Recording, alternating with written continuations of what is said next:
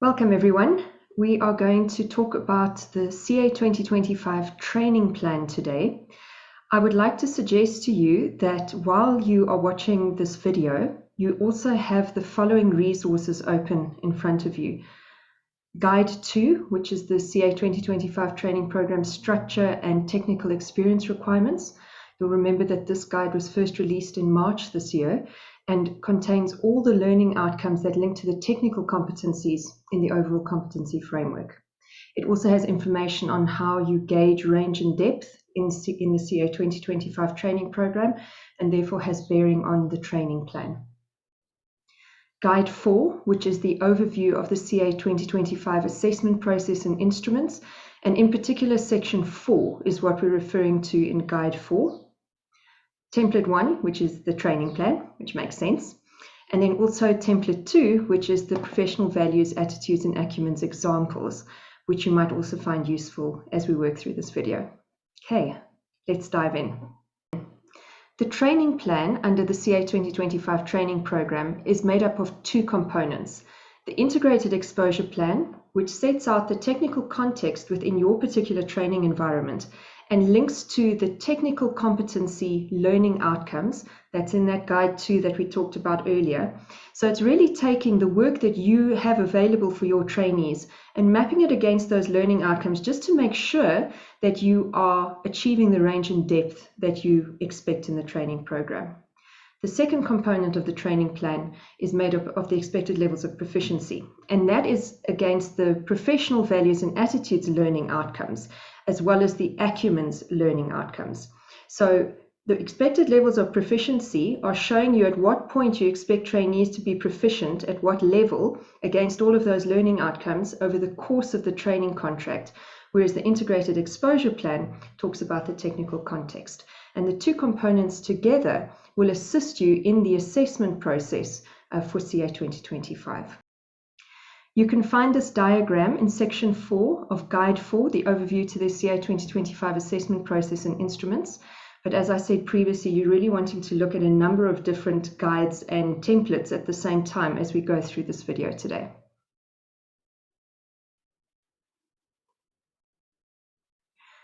So let's start by talking about the integrated exposure plan.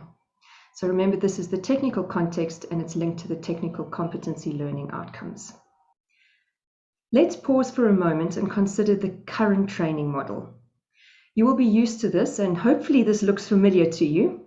In your office, you will have at least one, maybe or two or three elective skills, and the remaining skills out of the 5 technical areas will be your residual skills. You also have accounting and external reporting, which is your core competency or your compulsory competency, and then certain professional skills and professional conduct values, which you need to be assessing your trainees on. All of this is set out in the generic training plan, which contains examples of activities to be performed by your trainees to demonstrate competence in each task. The shift from the 2016 training program to CA 2025 means that we are measuring things a little differently. We are exposing trainees to and tracking the technical work that they are doing. But what we're really wanting to develop and assess are the underlying behaviors, the professional values and attitudes, and the underlying abilities, the enabling competencies or acumens. The integrated exposure plan that we're talking about fits with the technical work, the technical experience or the technical exposure that you are providing to your trainees. Unlike the generic training plan, which encompassed everything within the training model. With CA 2025, we're splitting it up into 2 separate components. The integrated exposure plan contains the tasks or the work that the trainee will be doing. Perhaps it could be set out as rotations or particular work that trainees do on client engagements, specific to your training office, and maps these tasks or rotations or whatever the trainees are doing to the technical competency learning outcomes in the overall competency framework. Please refer back to Guide 2 for a comprehensive list of all the technical competency learning outcomes. I want to emphasize again that you do not need to cover all 270-something learning outcomes from a technical competence perspective. When you read that list, you'll also notice that some of them may or may not make sense for a practical experience environment. I'm sure you've had a similar experience when you've been doing your CPD reflective plan and you've gone, well, this sort of makes sense for me, but it doesn't necessarily make complete sense for me. When we are looking at technical exposure in the training office, that list of learning outcomes relates directly to the overall competency framework.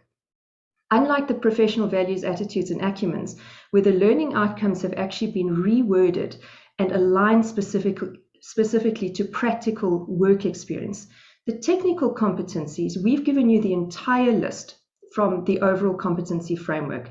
And we're saying to you, take the work that you do in your training office and map that. And I want to say it's a loose link. You'll see from some of the examples that we go through now, it's not exactly, and unlike with the 2016 program, you don't have to cover the entire learning outcome. It just needs to be clear why you're selecting certain learning outcomes as linking to the work that you're doing in your office. If you're confused, please don't worry. We'll go through a few examples shortly. When we talk about exposure in the CA2025 training program, I'd just like to take a step back and make sure we're all on the same page here.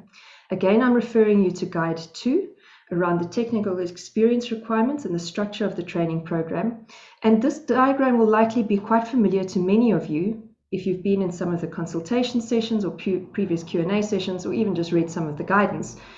The competency framework is set out across a business model, or what we call the value creation chain. And the expectation is that to achieve the required level of range and depth of exposure in developing the integrated exposure plan, and at every summative assessment that you do with your trainees, you're going to keep checking in to make sure they're getting the necessary technical exposure.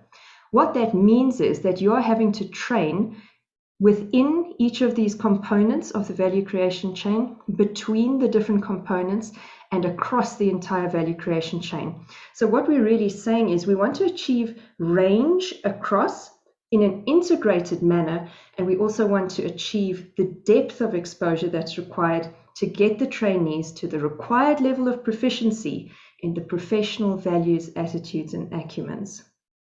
So where do you start? So I think this has been my line since the beginning of the year, and you will have heard this before, but I'm hoping that it's starting to make a little bit more sense to you. I'm suggesting to you that you start with what you're already doing. Start where you are. Take a step back and think about what the trainees do in your office. Audit work, consulting work, different rotations. What is it that they physically do in each step of that process? Let's say you're in an audit environment. What do the trainees actually do while they're doing an audit? If the trainee is going to a particular rotation, what is it that they do day to day? That's your starting point. A clue for you might be that in the generic training plan against the tasks within the 2016 program, you had to indicate specific examples about what the trainees do that's relevant to those technical competencies. My suggestion to you is look at that, consider what else the trainees do in your office, and come up with the tasks and rotations that you expect the trainees to complete over the course of the training contract. Unlike the 2016 training program, we're not expecting one generic training plan or one specific integrated exposure plan for your office. You're welcome to do that. You're welcome to set out if all your trainees pretty much go through the same training at the same time, and let's say you only have trainees on 3-year contracts, by all means, only develop one integrated exposure plan and ultimately one training plan. However, if your trainees are all on different rotations, or they tend to go through things in a different way, depending on different contract lengths or where they start out, how they come in, you can develop separate training plans and separate integrated exposure plans for each of those trainees. And the electronic assessment tool will allow you to link trainees to specific training plans, depending on what your expectations are from individual trainees. So let's just take a step back again. We're going to start with what you're doing now. I think 99% of what you need is already being done in your training office. We'll talk in a little while about stepping back and just checking if there's anything else that needs to be done. But start with what you're doing now. We're really not seeing that you're going to radically change the technical exposure that you're going to be giving to trainees. Consider the examples you documented in your generic training plan, and then map the tasks, the rotations, and the activities that the trainees are doing to the technical competency learning outcomes in Guide 2. In Guide 2, what we did was we took the 2016 technical tasks and mapped them back against the CA2025 technical tasks. There might be others. This was just an exercise that we did, those that seem to make the most sense. But I guarantee that there's some things that your trainees are already doing, and you would select more than we did if you have a look at your specific training program.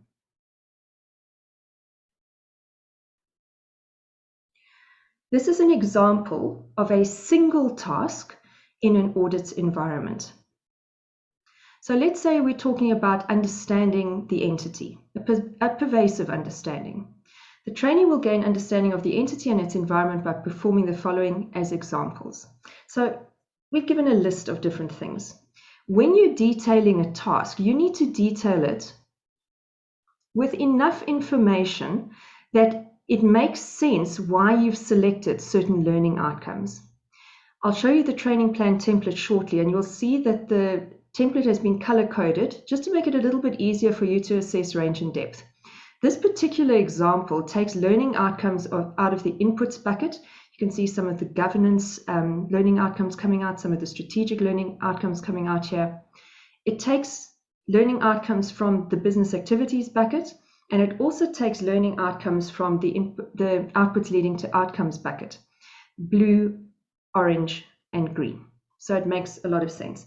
Some examples that you draw up are going to only cover one particular bucket, or perhaps two particular buckets. So please don't panic if you're not getting all three in there. That's really not the point.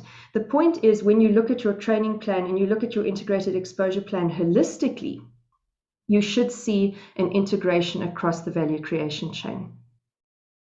That's an example in an audit environment. So perhaps in a rotations environment, you might see something like this. So this is an example of a rotation. In fact, this is an example of a portion of a rotation. Often the rotations cover a wide variety of different tasks. So you need to break it down into chunks that make sense in your training office, or if the rotations make sense to document as one, you're welcome to do that. So this rotation is financial reporting, and the specific element is the financial management and reporting support. Some examples of what the trainees would actually be doing there, and then linked to the learning outcomes that make sense in this particular office. Again, in this particular, for this particular rotation, we've managed to get some of the learning outcomes from across the different buckets. But again, it's not essential. So what do you do after you've documented the tasks that you believe are relevant for your training office, or the rotations, and linked these to the different learning outcomes? This is the point where it's a good idea to step back and just check on a few things. Number one, have a read through all the learning outcomes. Yes, all 270. You don't need to spend a lot of time, just scan through them and just check whether there are any other learning outcomes that trainees are covering already. Consider where you might want to map those. Maybe you need to document a new task or a new rotation, or you're going to link them into other rotations or other tasks. That's number one. Number two, check in around range and depth. I mentioned earlier that we're looking at the value creation chain, and the first thing that we want to do is we want to get some depth within each of these buckets. Are you seeing learning outcomes, a few learning outcomes within either strategy or governance, or both, within the protections of capitals and decision making, either or both, reporting, compliance, assurance and related services, either or both. So within each of those buckets. Also check in whether you are getting some of them between the different buckets. So covering governance and decision making, covering protection of capitals and assurance and related services, covering something around strategy and compliance. Are we getting in between the different buckets? And then thirdly, are you managing to get a good range and depth across the value creation chain? And remember, we're not suggesting that this has to be within individual tasks, but if you look at your training plan and your integrated exposure plan as a whole, are you managing to cover sufficient range and depth?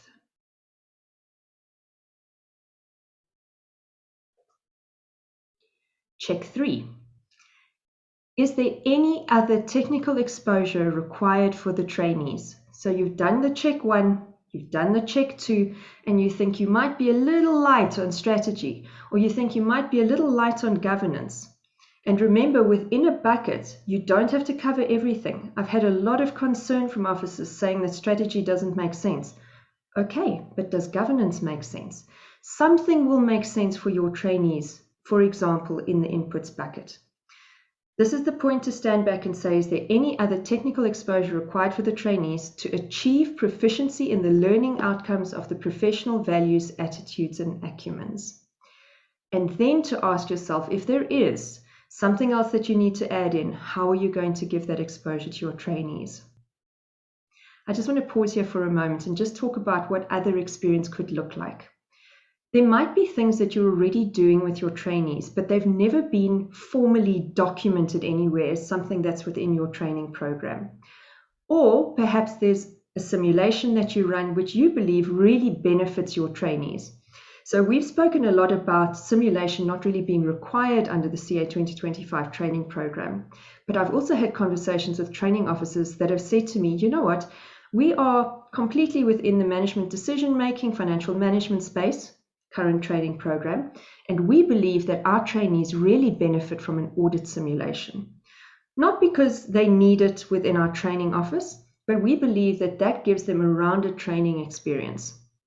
And perhaps there's some considerations for the assessment of professional competence or for some other reason that you want to train your trainees within something else within your training office.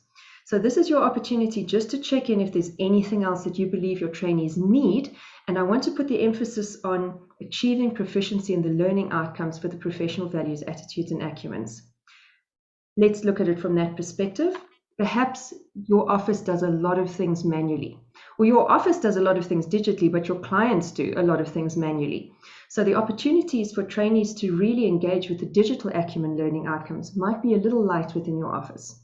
So that's where you need to step back and just think about where else you need to give exposure to your trainees to better equip them in the different learning outcomes that they're going to be assessed on. Okay, so let's talk about the other element of the training plan.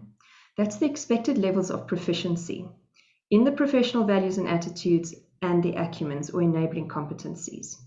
Again, please refer to Guide 4. This diagram is there within the assessment process, and you'll see that the training plan is quite integral to the assessment process. It's actually the first thing that you need to complete and put in the system.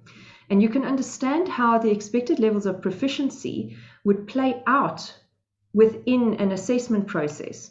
You have the expected levels of competence in the current generic training plan, and you know that trainees' development is tracked against that. Very similar for CA2025. The expected levels of proficiency map when you expect certain things to happen and when you expect trainees to be at a certain level within your training environment. An example here, we're just looking at the competency area of ethics, values, and attitudes, personal ethics, business ethics, and professional ethics, and the different learning outcomes. You can see what PSYCHO's required level of proficiency is by the end of the training contract at entry level into the profession. And then you decide these PDS cycles are the professional development summary cycles, similar to the A&A cycles that you have currently, and when you expect the trainees to achieve certain levels of proficiency within each of the competency learning outcomes. And there you have it. you have the two components of the training plan. So let's take a moment and have a look at actually using the template that we've provided for you. The template that we've given you for the training plan, this is something I want to make very clear. The template is one for you to use to develop your training plan that is uploadable into the electronic assessment tool. It is in a very specific format. So please don't fiddle with it if you want to bring it into the electronic assessment tool.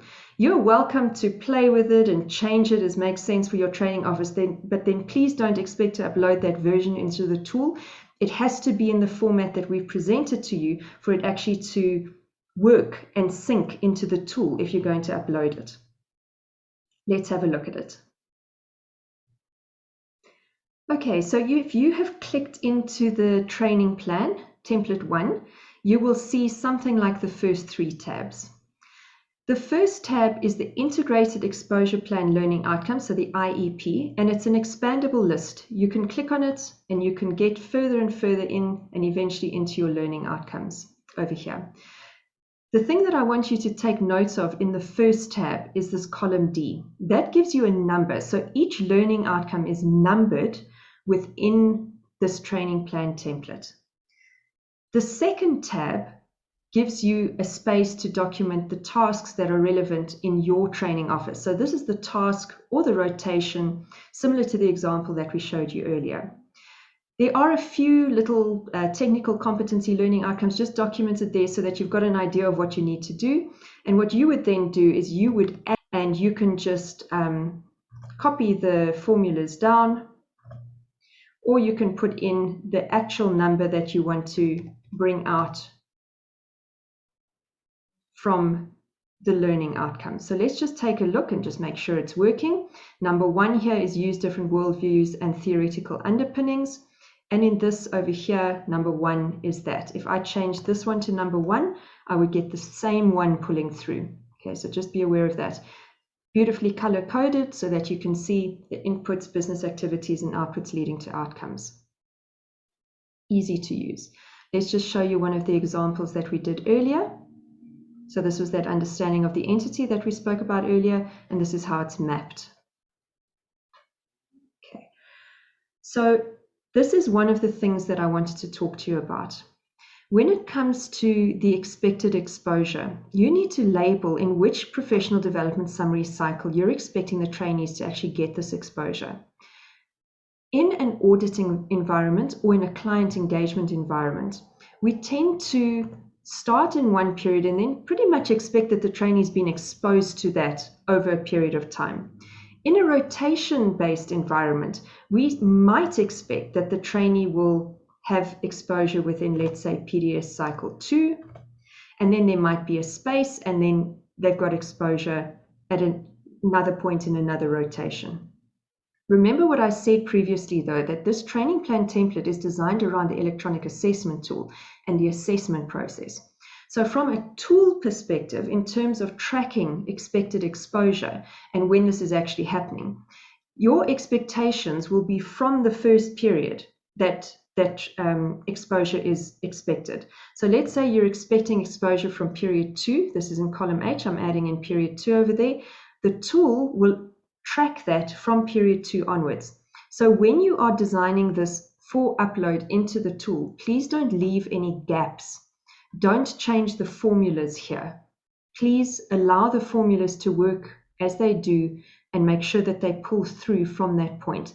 Otherwise, things are going to go a little wonky when you pull it into the assessment tool. So that's the integrated exposure plan, and that's how you use this training plan template.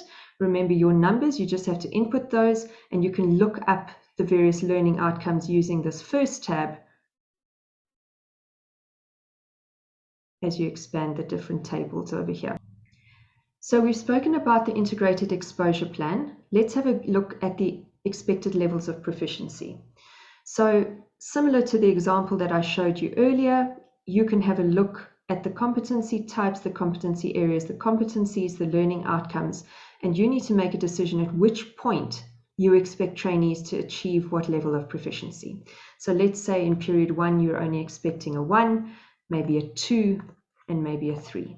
Now, please remember that by the time they get to the last professional development summary cycle, they have to be at the level that CICA is required. So you need to make sure that they're going to get to the overall expected level of proficiency by the end of the training contract. You might also want to just leave out a few because you don't expect any proficiency in that in the lead up, and then you might find that later on you're expecting proficiency up to that level. It's really up to you. Read through the learning outcomes, think about the trainees in your office, think about your environment, and add that in. We've got the professional values attitudes at the top, and then we've got the acumens at the bottom.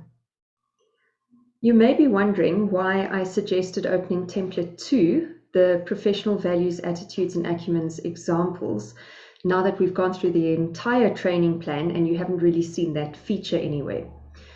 The reason that I suggested that you open this template as well is that in coming to the expected levels of proficiency to include in the training plan that you're going to upload into the electronic assessment tool, it might help you to first consider what kind of evidence the trainees might be providing in your training office. So some of the examples of what they might encounter or you would expect to see from them might give you some clues as to when you would expect certain levels of proficiency in each of those learning outcomes. That's all I wanted to mention around template 2, the professional values, attitudes, and acumens examples. You will be receiving further guidance in guide 3 around what the professional values, attitudes, and acumens could look like in practice.